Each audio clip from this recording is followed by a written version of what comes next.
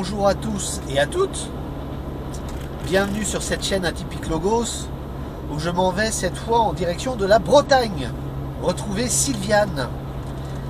Sylviane que j'avais rencontrée en 2017 lors de ma formation en sophrologie à Nantes. Donc on avait fait cette formation ensemble. Il y a quelques années, j'avais déjà fait des interviews que j'ai voulu ressortir là, mais lors de récents déménagements. Mon disque dur n'a pas survécu au déménagement, donc j'ai pas pu récupérer les rushs et j'ai pas pu reposter ces vidéos. Donc ça a été l'occasion pour moi de me dire tiens, si je retournais voir les gens que j'avais interviewés à l'époque, bien sûr avec ce décalage temporel, en se disant qu'est-ce qui s'est passé depuis ces années, comment eux ont évolué, comment eux ont continué la pratique ou non de la sophrologie, qu'est-ce qui a changé dans leur vie. Voilà, donc la première à être réinterviewée pour le coup, ça va être toi Sylviane. Merci à toi pour ta confiance. J'ai pris la route, 2 heures de route, direction la Bretagne, c'est parti. Petit aparté, si vous avez la possibilité de vous abonner, allez-y. Activez la petite cloche surtout parce que je ne suis pas du tout régulier dans le post de vidéo. Si vous voulez être averti, la petite cloche. Un petit pouce bleu, c'est toujours sympa pour la simple et bonne raison que ça récompense tout ce petit travail qu'on fait en amont, et puis surtout ça récompense aussi les personnes que je vais interviewer. Parce que ça c'est aussi important. Elles me donnent de leur temps, elles me transmettent des choses et vous transmettent des choses aussi. Et puis voilà, c'est juste pour dire merci, sympa quoi. Donc voilà, n'hésitez pas. Et sur ce, moi je trace, c'est parti. J'ai eu envie de vous dire à tout à l'heure. On fait comme ça. Allez, à tout de suite.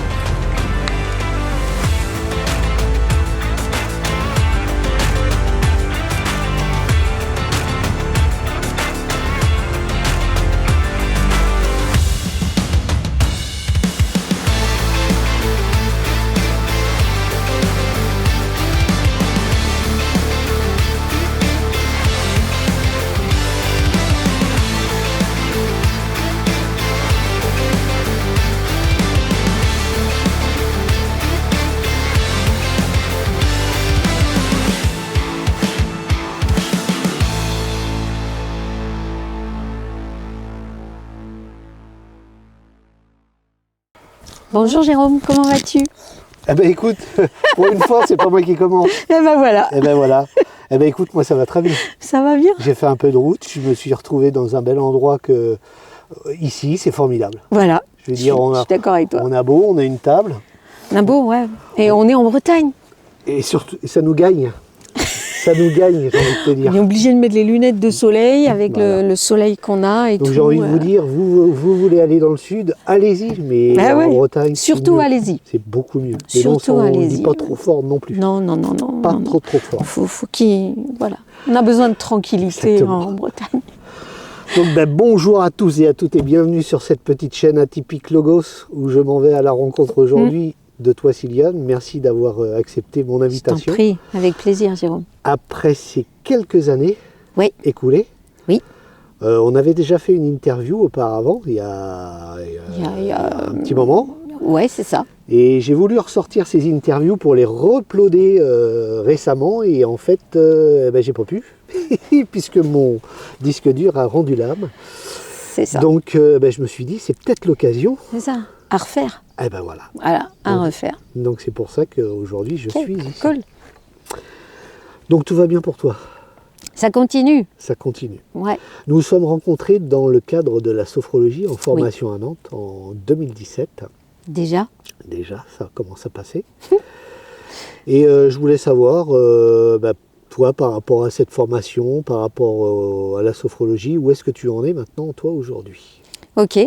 Donc j'ai utilisé la sophrologie en tout premier lieu parce que c'était ça que je venais d'apprendre. Ouais. Et donc j'ai ouvert un cabinet. Ok. Dans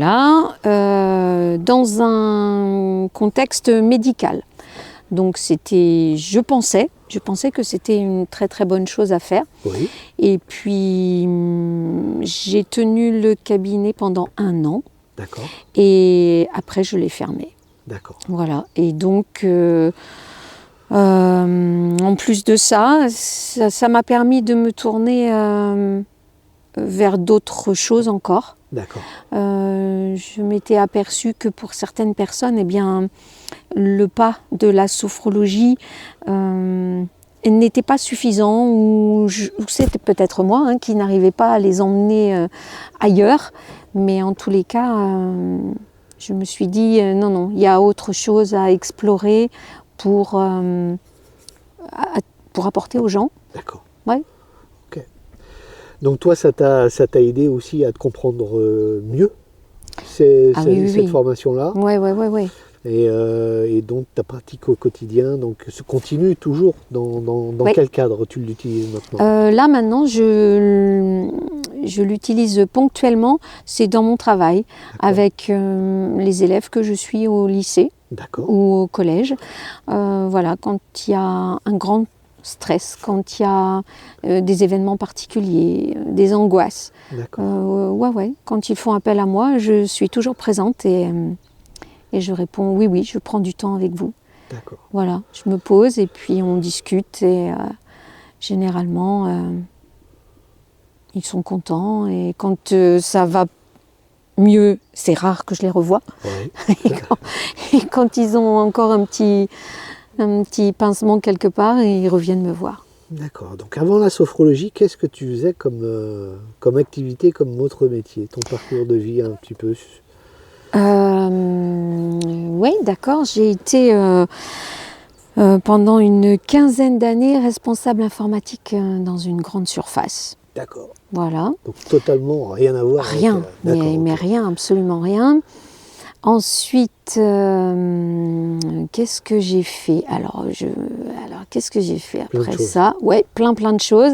Oh oui, j'ai tenu un commerce, un bar tabac, l'auto, PMU, presse, enfin un truc de dingue. D'accord.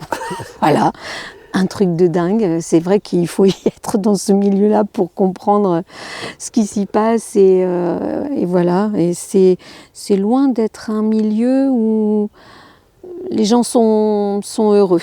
D'accord. On a souvent affaire à des addictions, à des gens qui viennent là parce qu'ils sont seuls. C'est très spécial comme milieu. D'accord. Et après ça, j'ai travaillé avec un cabinet d'architectes. Voilà, pendant 7 ans. Et ça, j'ai adoré cette période-là. Et puis après ça, eh bien, j'ai eu une période de chômage parce qu'on était en plein dans la crise de l'immobilier. D'accord. Et donc, l'entreprise a fait une restructuration. D'accord. Et donc, mon poste a été supprimé. Voilà. Donc, à partir de la période de chômage, et j'ai ensuite travaillé à Luxel Bretagne. Et Luxel Bretagne, c'est l'association sportive qui gère les compétitions dans les établissements privés. D'accord. Et là, j'ai rencontré une équipe géniale et je me suis régalée pendant ces 2 années. D'accord. Voilà, auxquelles j'ai participé à plein de choses et tout était nouveau pour moi et j'ai adoré apprendre. D'accord. Voilà. Et après, la sophrologie est arrivée dans ta vie? C'est ça. D'accord. Donc, dans quel cadre tu as voulu devenir sophrologue?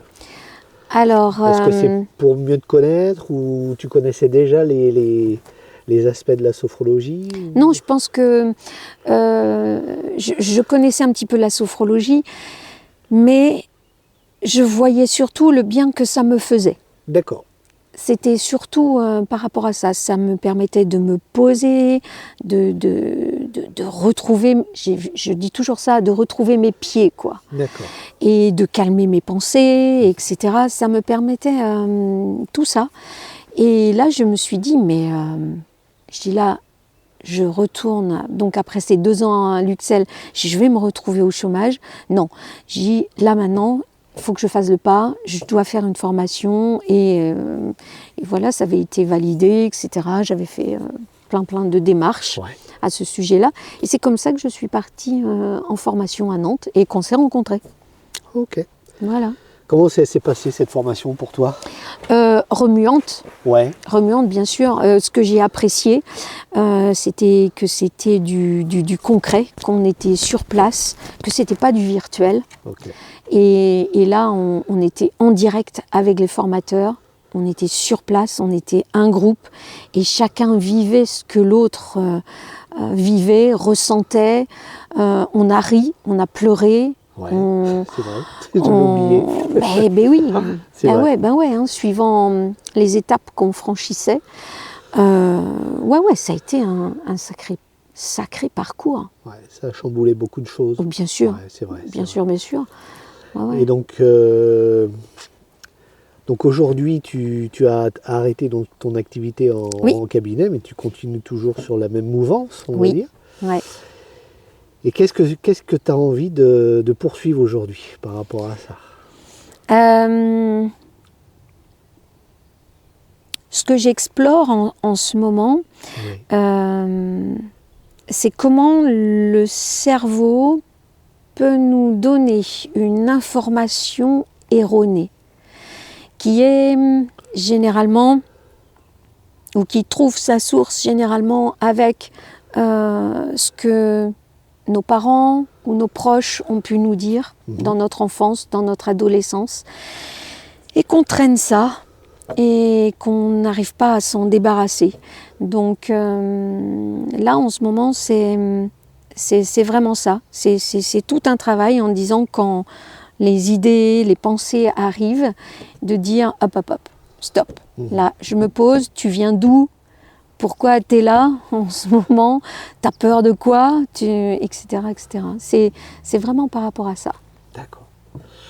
Donc toi, si tu avais un conseil justement sur une personne qui a des difficultés vraiment, gestion émotionnelle ou autre, hein, mais qu'est-ce que tu pourrais toi lui donner comme conseil dans un premier temps? Tu sais, cette fameuse peur de franchir la porte, hein, cette fameuse trouille qu'on a de... Tu vois ce que je veux dire, hein? Qu'est-ce qui pourrait aider les gens à justement à franchir le pas? Ne pas avoir peur de se découvrir. Ok. C'est vraiment... alors il y a certaines personnes qui vont venir te voir, Jérôme, parce qu'ils vont avoir besoin de relaxation, de se détendre. Ok, d'accord. Mais il y a une autre catégorie de personnes qui va se dire moi je veux du changement dans ma vie. Et ces personnes-là, généralement, oui, effectivement, un grand travail s'annonce quand on franchit la porte. Et il faut surtout le faire. Il ne faut vraiment pas avoir peur. C'est sûr qu'il y a des moments pas faciles. Parce qu'il y a des moments où on va découvrir une personnalité qu'on a et qu'on ne veut pas voir. D'accord. Mais en tous les cas, c'est dur sur le moment, mais après, c'est quel soulagement. Donc, surtout ne pas hésiter à franchir la porte, parce que c'est vraiment très très important pour sa vie, pour son bien-être, pour ses relations. C'est ça. Ce que je voulais savoir aussi, c'est quel est ton point de vue sur l'aspect et la position du sophrologue qu'il doit adopter, en ce sens où est-ce que pour être un bon praticien, il faut déjà avoir pratiqué sur soi ou pas? Enfin, moi, c'est une question rhétorique personnelle. Ouais. Donc j'aimerais bien avoir ton avis là-dessus, sur ce sujet-là. Ouais, c'est évident. Ouais. C'est évident. Il faut avoir fait le travail sur soi, parce que autrement, on ne peut pas comprendre l'autre qui est en face. Ok. Ça, pour moi, c'est plus qu'une évidence. Et ce travail, toi, tu l'as fait comment et tu le fais comment aujourd'hui? Aujourd'hui, je le fais en psychanalyse. Ok. Voilà, je continue toujours. Oui, en psychanalyse, je le fais actuellement parce que j'ai voulu continuer cette démarche. D'accord. Parce que c'est vrai que la sophrologie, c'est soft. Ouais. C'est soft. Et après ça, une fois qu'on a fait toutes ces étapes-là, on se dit ok, d'accord, mais j'en suis où, quoi? J'en suis où? Ok, c'est ça, c'est bien gentil, c'est ceci, c'est cela. Mais c'est à partir de ce moment-là où je me suis posé des questions. Et puis, quand arrivent d'autres choses dans la vie, là, on se dit, ah non, non, pas bis repetita. Non, là, c'est pas possible. Là, j'en veux pas de cette deuxième chose qui se présente. Donc là, j'ai décidé et j'ai commencé une psychanalyse. Ça fait 1 an maintenant. Ça fait 1 an. Okay. Donc, c'est dans ce but de mieux te connaître et de ne plus retomber sur des mécanismes que tu avais connus, en fait. C'est ça. Donc, tu as pris conscience de certains mécanismes que tu avais mis en place. Bien sûr, bien sûr. Et puis surtout, ça m'a permis de voir les côtés de moi que je ne veux pas voir. D'accord. Alors ça, c'est important et c'est très, très intéressant. Parce que pour moi, c'est l'axe et le nerf de beaucoup de choses, le nerf de la guerre. Ouais, c'est ça. En fait, dans se dire, je sais profondément où est le problème, mais je ne veux pas aller le voir, quoi. Oui, c'est ça. Je ne veux pas en prendre conscience, quoi. C'est ça, on ne veut pas en prendre conscience parce qu'on veut toujours être des personnes gentilles, aimables, empathiques, parfaites, etc., etc. C'est tellement facile, ça. Ouais. Mais la vie, quelquefois, nous montre une autre facette de nous qu'on chante tout de suite, qu'on enlève de notre vue tout de suite. On fait comme si on n'avait rien vu. Comme si elle n'existait pas. Comme si elle n'existait pas. Évidemment, on est une personne, mais tellement bien. Tellement parfaite. Tellement parfaite. Voilà. Ouais. Et non. Donc, c'est ça que m'apprend la psychanalyse. Donc, je suis loin d'être une personne parfaite. Donc c'est fondamental de faire d'axer plusieurs tâches à sa compréhension sur soi-même, quoi, par le biais de la sophro, plus le psychanalyste ou le psychologue. Moi, je pars du principe qu'il faut toujours commencer par quelque chose de soft. Okay. Et c'est vrai que pour moi, la sophrologie, c'est un bon palier. D'accord. C'est un bon palier parce qu'avec toutes les techniques qu'on connaît en sophrologie, eh bien, il se peut que ça suffira à une personne. Oui, tout à fait. Parce que la personne n'a pas envie d'aller explorer autre chose. Donc, avec ces techniques-là qu'on va lui apprendre, pour qu'elle reste bien sûr autonome, eh bien, à partir de ce moment-là, elle est satisfaite. Donc, c'est très bien pour elle. Maintenant, s'il y en a d'autres qui veulent continuer le chemin de la compréhension et se voir réellement, oui, effectivement, après on peut aller voir d'autres personnes. Comment toi tu arrives à justement connaître tes limites sur une problématique que tu peux rencontrer? Quels sont tes signaux? Parce que ça c'est quelque chose de délicat, hein. On est bien d'accord là-dessus. Hein. Ouais. De se dire quel est mon rôle de sophrologue, d'arrêter mon rôle de sophrologue à un instant T parce que la personne a besoin d'aller voir quelqu'un d'autre. Qu'est-ce qui te donne l'alerte et qu'est-ce qui te fait dire là c'est plus mon boulot? Il faut passer à quelqu'un d'autre.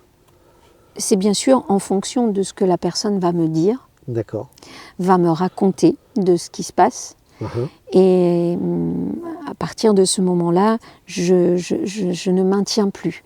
Tout de suite, je lui dis, vous avez bien avancé, vous avez de bonnes bases maintenant, vous pouvez continuer avec une autre personne que moi. D'accord. Mais c'est sûr que c'est toujours un moment délicat parce que la personne s'installe dans quelque chose qui devient presque routinier. Ouais. Elle connaît certaines techniques, elle est capable de s'y mettre elle-même. Et puis là, on voit bien, à un moment, il n'y a plus rien qui sort. Ça stagne complètement. Ouais. Donc il y a ce cas-là. Et puis il y a le cas aussi où la personne, lors d'une séance, va me dire une chose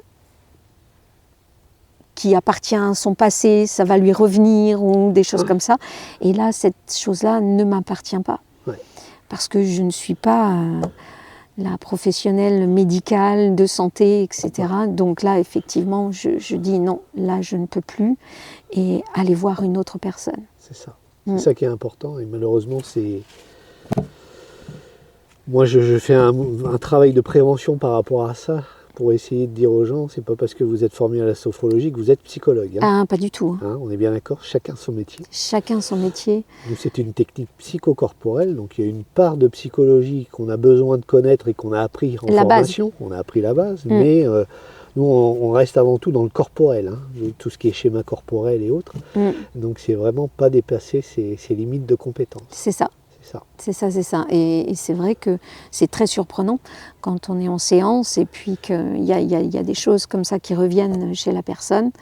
Donc là, à partir de ce moment-là, tout de suite, bien faire comprendre à la personne que là, ça dépasse notre domaine de compétences. Et que là, d'autres personnes mieux professionnelles au niveau médical vont la prendre en charge. Donc toi, tu continues ton travail avec des adolescents? Oui, des élèves. Des élèves. Donc, collégiens et lycéens. Collégiens et lycéens. Donc donc dans ton travail, ton travail exactement, c'est AESH. AESH.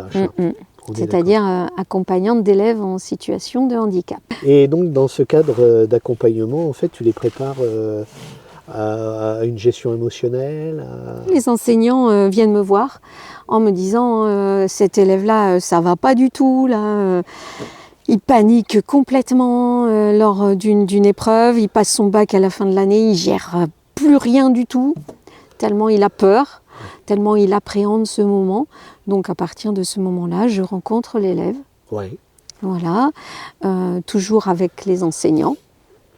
Et puis, oui, toujours.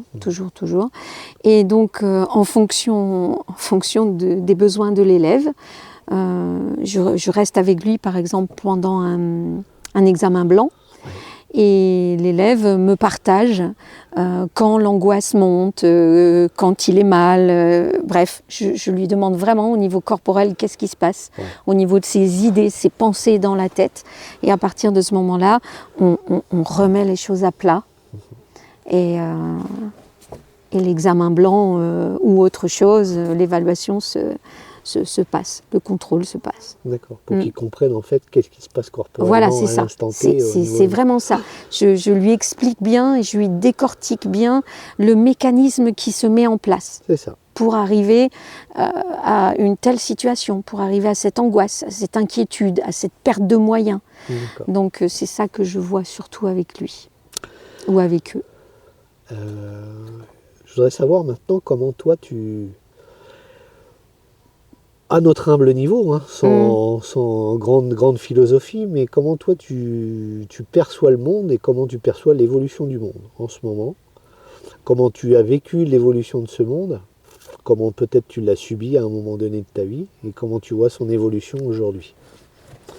Donc, sacré panel. Hein. Oui, complètement. Débrouille-toi avec ça. Ça, c'est des questions à la Jérôme. Voilà. Moi, je vous le dis. Non. Alors, donc, j'ai 60 ans cette année. Je vais faire un petit crochet dans le passé. Quand je suis née, dans la maison où habitaient mes parents, c'était le téléphone du village. D'accord. Donc ça veut dire que c'était encore le truc en bois qu'on décrochait et auquel on parlait devant. Ouais, d'accord. D'accord. Je vois bien. Voilà. Je suis née à ce moment-là. Ok. Et là maintenant, j'ai donc 60 ans cette année. Et c'est l'intelligence artificielle. Ouais. Et là, je me dis, alors attends une petite minute là. Qu'est-ce qui s'est passé pendant 60 ans là? Ok, j'ai vécu tout ça.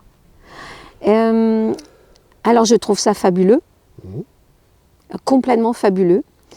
Et ça me fait toujours penser à toutes les découvertes qu'il y a eu. Dans chaque découverte, il y a eu ce côté merveilleux et ce côté détestable.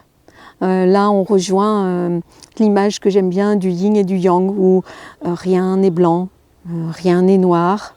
et etc., etc. Et c'est vraiment ça que je suis en train de vivre en ce moment quand je pense à l'intelligence artificielle. Je suis sûre que ça va nous donner de très très très très bonnes choses. Et je pense aussi qu'on va avoir aussi des choses vraiment pas cool. Je ne veux pas dire détestables parce que je ne les connais pas encore. Mais voilà. Pour moi, à chaque fois qu'il y a une avancée, c'est cet ensemble-là. Il y a un côté blanc, un côté noir et on ne peut pas y échapper. Tout est comme ça. Dans l'aspect purement humanité, est-ce que tu as vu une évolution ou pas en 60 ans? Ce qui me surprend le plus à l'heure actuelle, c'est j'avais envie de dire disparition, mais je ne vais pas dire disparition, je vais dire diminution de l'empathie. Ok.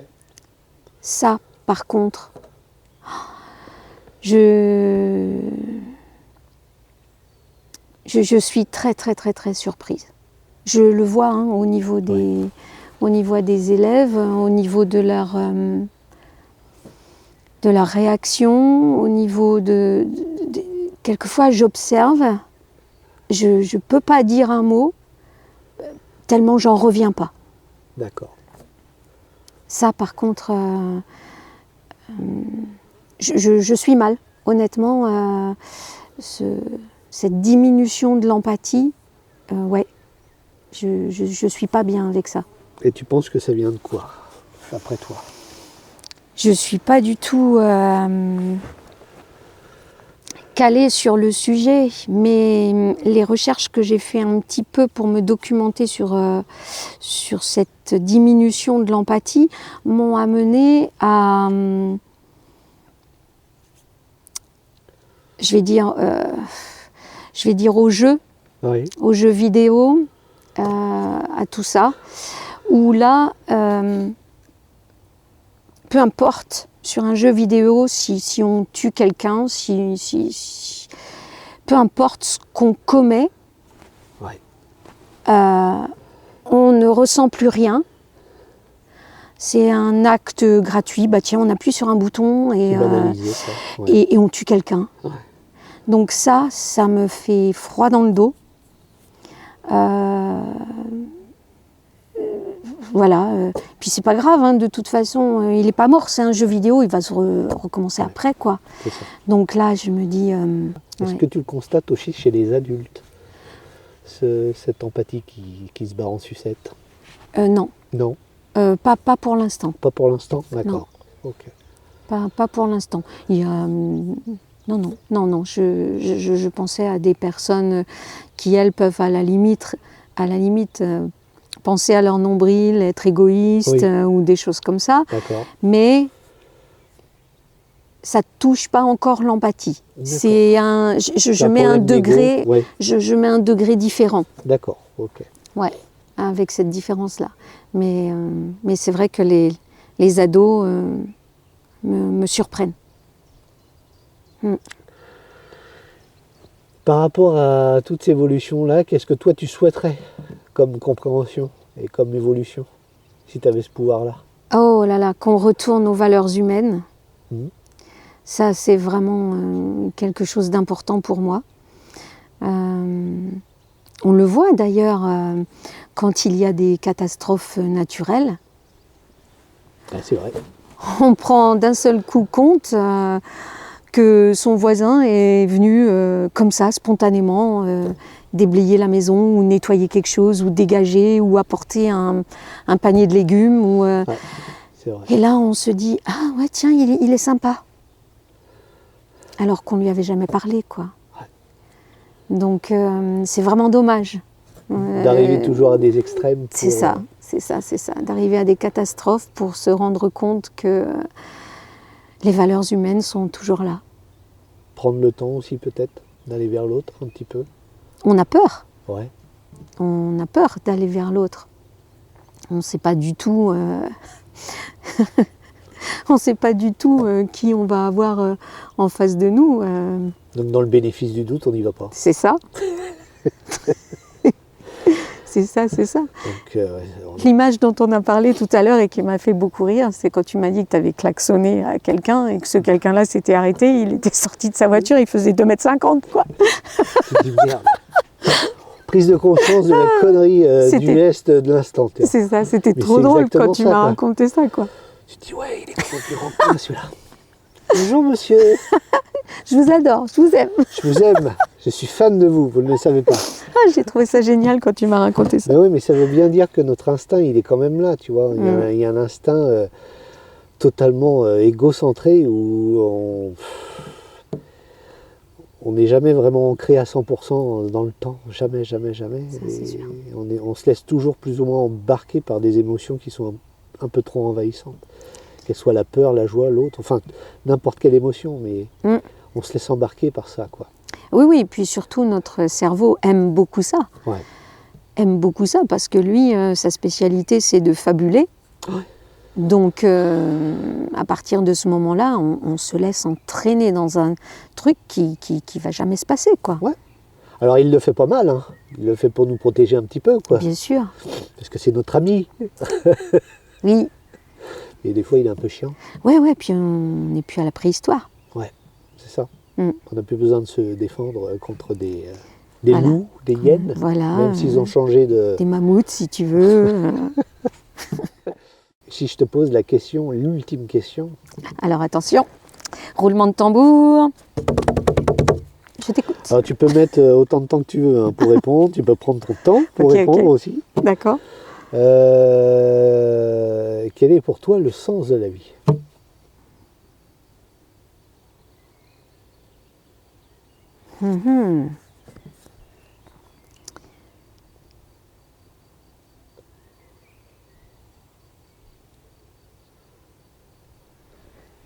Le sens de la vie. Bon, la première réponse que je ferai, c'est de me rapprocher toujours de mes valeurs humaines. Mes valeurs humaines. Ça c'est plus que sûr, c'est plus qu'évident. Maintenant, le sens de la vie, je dirais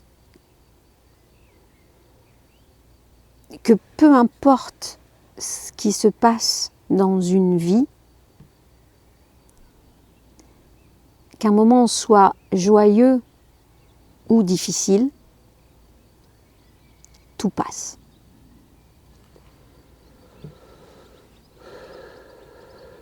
Donc,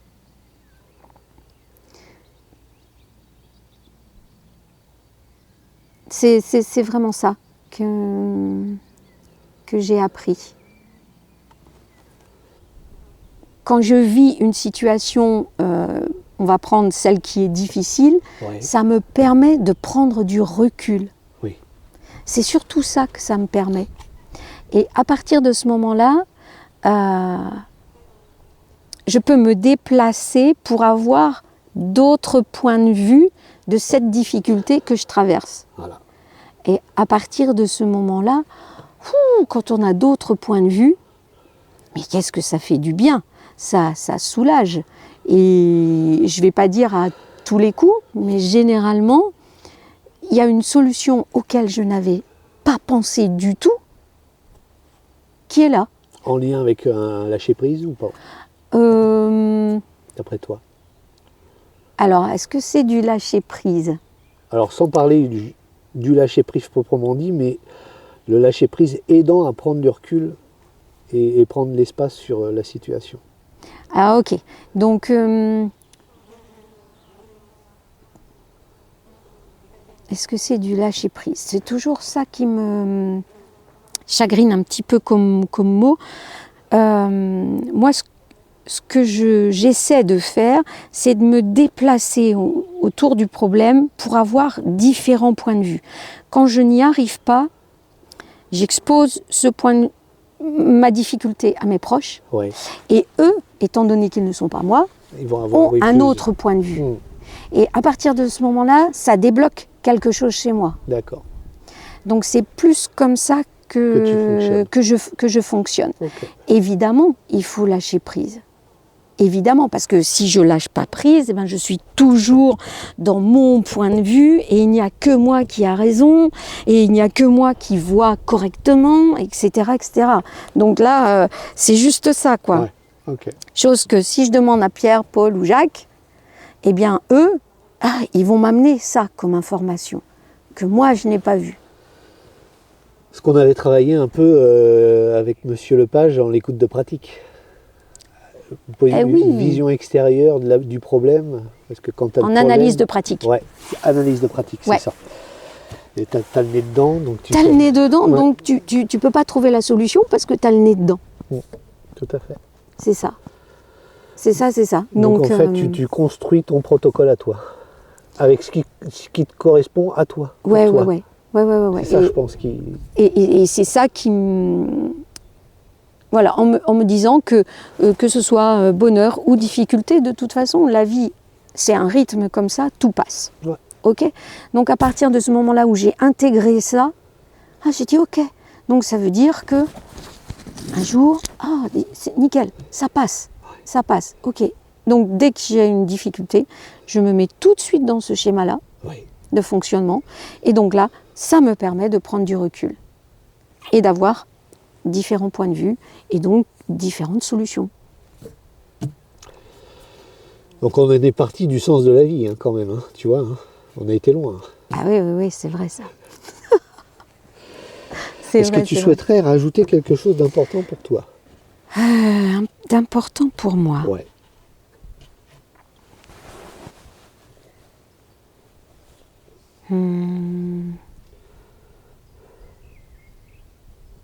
Eh bien qu'il faut se faire confiance, qu'à partir du moment où on a envie de faire quelque chose, que ce soit une activité quelconque, de prendre le temps de le faire. Ça c'est sûr. Et arrêter de courir dans tous les sens, se permettre de faire une pause. Ça, c'est très, très important. Et de pouvoir dire, écoute, là, non, je ne peux pas. Savoir dire non. Ouais, savoir dire non. Savoir dire non. Mais bien sûr, toujours en expliquant bien. Oui. Là, je te dis non parce que j'ai besoin de ça. Mais par contre, demain, je te dis oui. Ou tout à l'heure, en fin d'après-midi, ou peu importe. Mais savoir dire non. Eh bien écoute, je te remercie infiniment. Merci pour ce moment, c'était génial. Pour cet entretien. De te revoir. Qui est sorti totalement des sentiers battus. Il n'y a rien de ce que j'avais prévu n'est arrivé, mais c'est comme ça que c'est le meilleur, j'ai envie de te dire. C'est ça. Et des fois, il ne faut pas trop préparer les choses. Oh non. Ça ne sert à rien. Rien du tout. Et puis, j'espère que tout le monde aura profité de cet échange. Si vous avez des questions, surtout, n'hésitez pas à les poser. Ouais. C'est très important. Alors, soit moi, soit toi, tu y répondras directement. Bah oui, avec plaisir. Dans l'espace commentaire, surtout.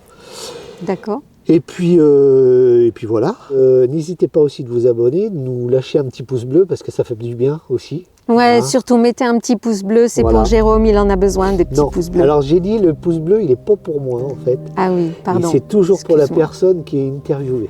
Ah, ok. Ouais. Oh, c'est trop gentil ça. Ah bah oui, moi je donne pas grand chose, alors ce que je peux donner... Ah non, attends, c'est toi qui fais tout le boulot. Bah, on fait rien, c'est un plaisir de venir en Bretagne. C'est vrai. Bien. C'est vrai. Il fait beau temps et tout. Mais c'est magnifique, mais il faut pas trop le dire fort. Non, on dit rien.